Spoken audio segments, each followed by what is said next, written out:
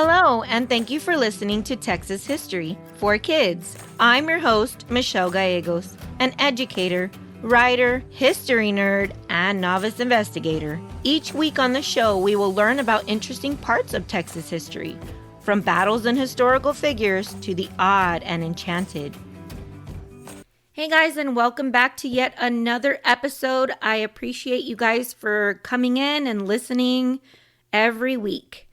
Today's episode number 26 is entitled Texas Idioms. Not to be confused with another word that some of us might consider a bad word, because my third grade daughter asked me if I was saying a bad word when I said idiom. I am not going to say the word she thought I was going to say, but instead of a at the end, it ended with a t. So figure that out, guys. All right, anyways, I was in the grocery store yesterday afternoon, and coming from behind me was a boisterous, loud man's voice. Now, I could tell he was an older gentleman, probably around 70 or so. I couldn't help but overhear his conversation with the employee that was checking out his groceries, which basically consisted of some almond milk and a banana. I heard him tell the checker that when he was a young boy, he was dirt poor. And he was happy to be able to buy luxurious groceries like almond milk today. Now that old man got me thinking, where does that term come from? Dirt poor. Y'all, I did some research and my goodness, let me tell you, there are just so many things out there that we could learn from these idioms. So from raining cats and dogs to chewing the fat, idioms are more than just words. They're windows into the history, culture, and even just a play on some funny language. So whether or not you know about idioms or are just curious about the origins of your favorite sayings, you've come to the right place. So get ready to explore the unexpected origins, surprise meanings, and even modern day usage of idioms from Texas and beyond. The funny thing is, Texas has so many idioms and phrases for things that actually do hold truth to them. Here's my list of historical idioms. But first, if you or your child has benefited from this podcast, why not pay it forward? Word of mouth is the best source to get the word out. Share the show with friends who you think would love to hear about Texas history. The first 5 episodes come with free resources designed to help learning. With episodes lasting just 15 minutes or less, they are sure to hold a student's attention. Click the link in the show notes to sign up for the Texas History for Kids monthly newsletter and get free resources. So spread the word today, guys. All right, what is an idiom, first of all? I guess I should have explained what an idiom is before I went off onto what it could be.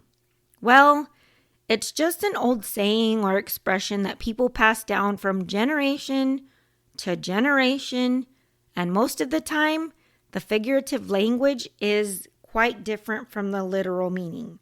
For example, if I said break a leg to someone before they're going on a performance on stage, or it could be for a musical performance or a play or any of those things, I would say break a leg because it means good luck. I'm wishing you good luck. Even though its literal meaning is quite different, the literal meaning would have you thinking, why are you wishing that someone breaks a leg? But that's just what an idiom is. A lot of times there's just some figurative meaning behind it that doesn't really mean what it means in some cases. So some of the famous idioms that I've reviewed are quite interesting. Of course, I did have to look up the dirt poor one, even though I'm pretty sure I knew what it meant. I researched it anyway. So I found that it has kind of a sad beginning. And the earliest days before the average family could afford slate or porcelain or even wooden floors for that matter, the poorest of people lived in a hut which consisted of basically just 4 walls that were built directly onto a dirt floor. Only the wealthy had something other than dirt, which led to the phrase dirt poor. So I really hope that old man at the grocery store didn't really live with a dirt floor. Imagine living in the 1500s where the temperatures of your bath water has only one setting. There wasn't a knob to change the level of heat added. So they either took cold baths or super boiling hot baths. Baths consisted of filling a tub, a big tub, with hot water. The man of the house had the privilege of nice, clean water since he was the first to bathe. Now, in those days, people only had one tub and they used that same water for everyone in the family. And they didn't bathe every day like we do. So after the man of the house bathed, all the other sons and visiting men would bathe because they were the most dirty. Then the women and finally the children were able to bathe after the men. Last to bathe were the babies. By then, the water was so dirty and disgusting that you could actually lose someone in it. So that old saying, don't throw the baby out with the bathwater, was started in the 1500s. Now, personally, I've never actually heard someone say this, but I've read it in stories and I've heard about it, so it was interesting to find that out.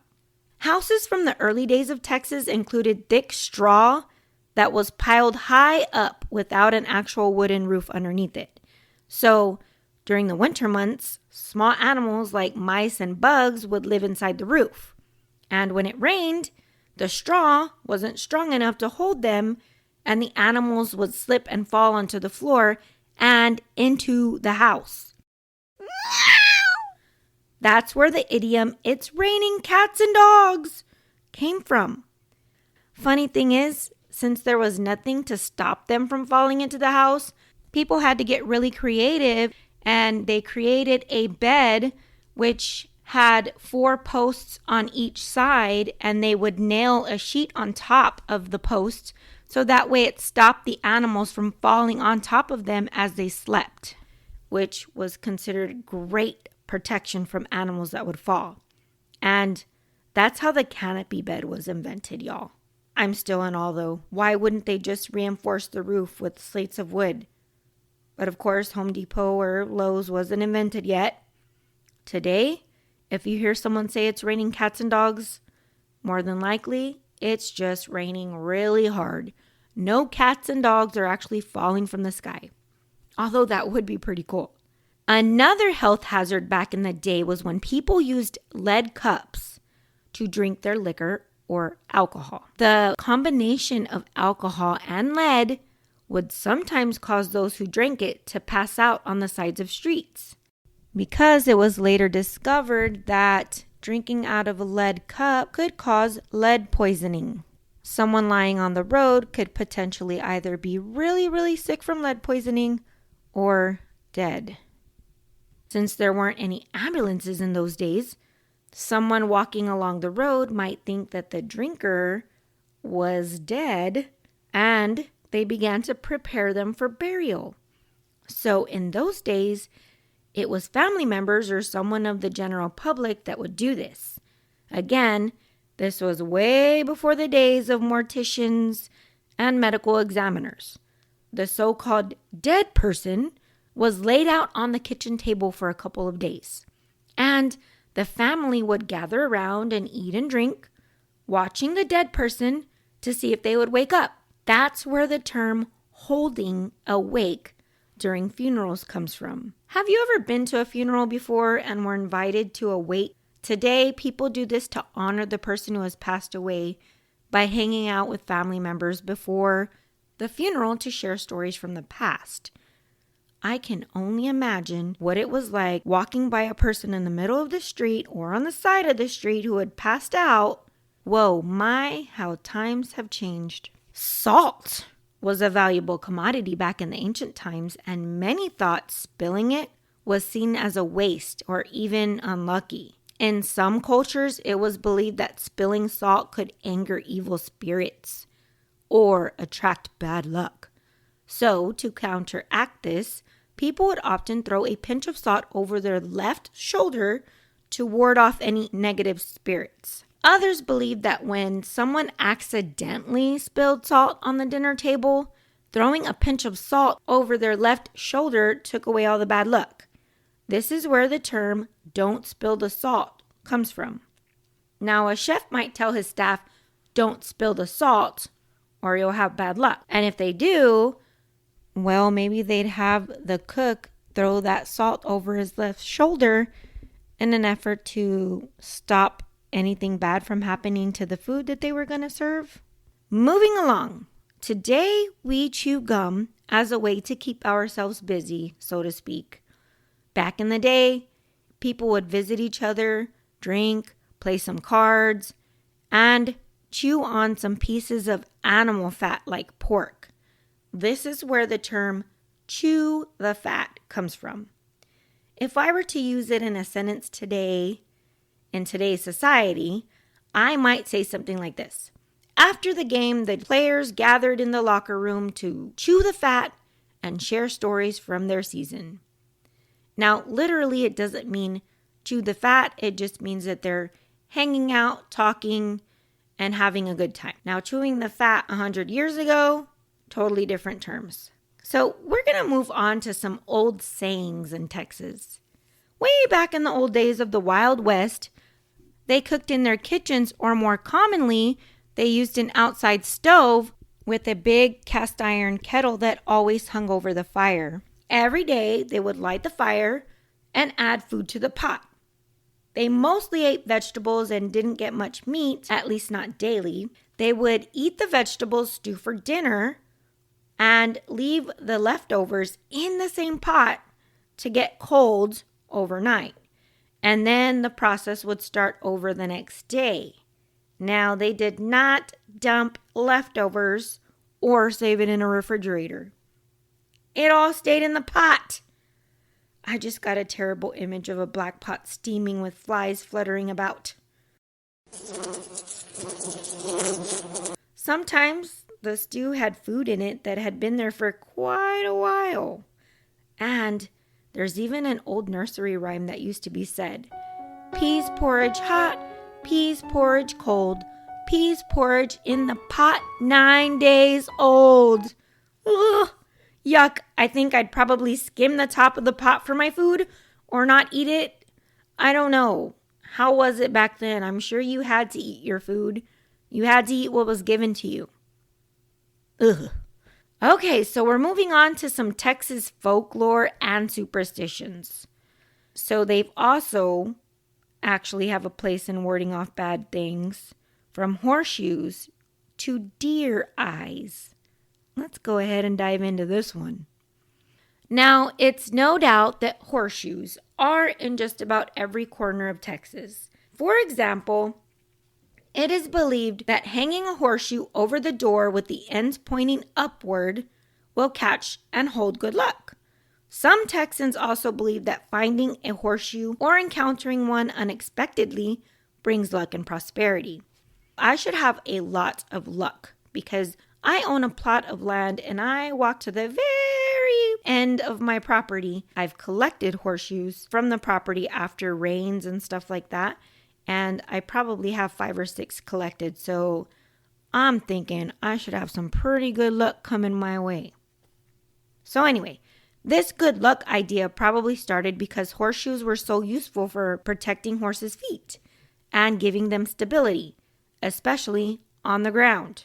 So if you walk into some Texas households and look up above the door, if you see a horseshoe hung upside down, you better know that family is wishing for good luck. On to the next thing. Using a red thread to cure hiccups is a folk remedy that is seen in different cultures, including certain parts of Texas. Though its exact origins are never really known, it's likely rooted in ancient superstitions and folk medicine practices.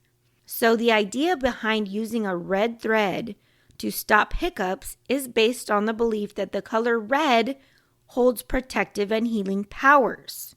Red symbolizes vitality, strength, and shielding against negative forces or spirits.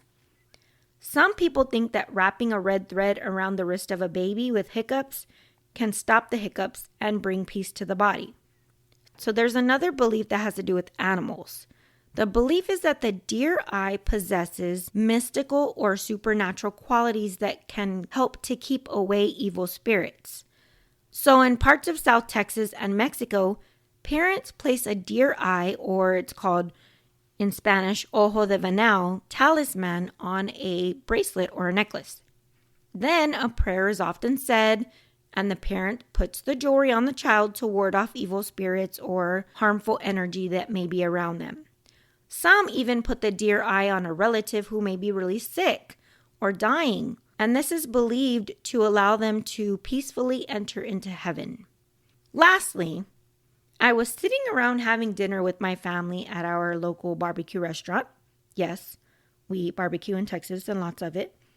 So anyway, the next day, a complete eclipse was about to happen. So we were talking about it during our dinner. And where I live, we were in the path of total darkness. So my mother-in-law started talking about how her family used to think women who were pregnant and young children shouldn't be outside during an eclipse. She couldn't pinpoint exactly the reason why, but she knew it had something to do with the baby being born with a cleft palate or with a hole in the area of the mouth. So this story had been passed down from women in her family for generations. And this is what I found. Many cultures believe that eclipses posed a threat to the health and well-being of unborn children. It was thought that the unusual pattern in the sky could cause physical deformities, illnesses, or other harmful effects to the fetus if the pregnant woman was exposed to the eclipse rays. Pregnant women were seen as particularly susceptible to the influences of the stars, and therefore it was considered safer for them to remain indoors and avoid any exposure to the energy of the eclipse. So pregnant women sometimes wore protective amulets or charms like a pin with something red on the underside of her clothes, which is believed to offer spiritual or magical protection from their child from being born with a cleft palate or some other organ anomaly. There's that color red again. So red is kind of like a protective color, it seems, in many cultures. I could have added so much more to this, but my time is up. So while there is no scientific evidence to prove any of these Texas sayings, idioms, and folklore are even particularly true, it is fun to talk about them and see the history of where they come from. It's sort of a testament to a life of a different time. Some of them are still used today, others are long gone. But either way, it's an interesting conversation to have that cultivates a time in history. I'm sure there are many idioms that are not just in Texas, but all over the world, and I'd love to hear stories of some of those that you might know about. So this week's question is, what idioms, superstitions, or old sayings can you share with me? I'd love to hear it and talk about it on another episode. Email me your answers, michellegallegos.author@gmail.com. And remember, yesterday is today's